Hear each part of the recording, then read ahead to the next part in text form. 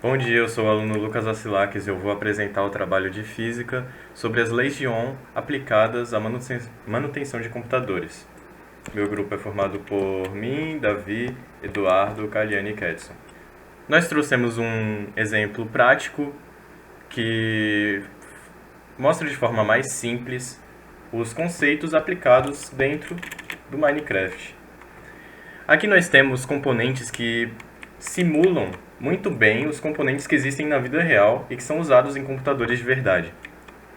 Nesse primeiro caso, nós temos aqui um circuito simples, que mostra uma fonte de energia, que é essa tocha, que liga diretamente por um circuito até a lâmpada, que seria simbolizando um componente de um computador.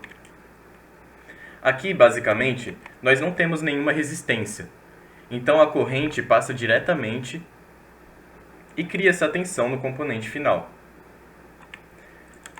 simbolizando justamente como se nós não tivéssemos resistência nenhuma.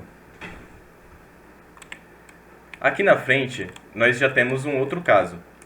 Nós adicionamos uma resistência aqui.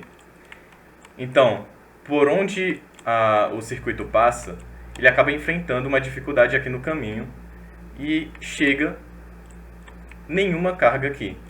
Porque isso daqui simboliza quando a corrente é muito baixa e acaba não atingindo as expectativas de tensão do aparelho. A mesma coisa seria nesse caso, simbolizando mais como uma falha, como aqui no meio não tem a redstone ligando até a lâmpada, seria como se fosse uma peça danificada no meio do computador, um caminho que está com defeito na placa-mãe, ou alguma coisa assim.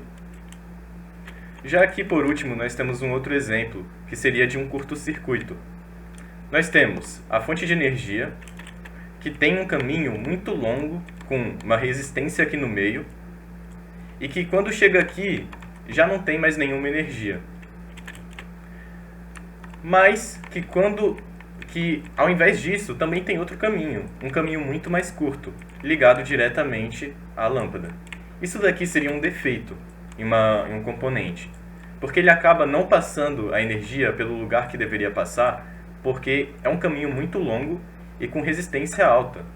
Então, ao invés disso, a eletricidade, a energia, a corrente elétrica, passa por um caminho que a resistência não existe da mesma forma.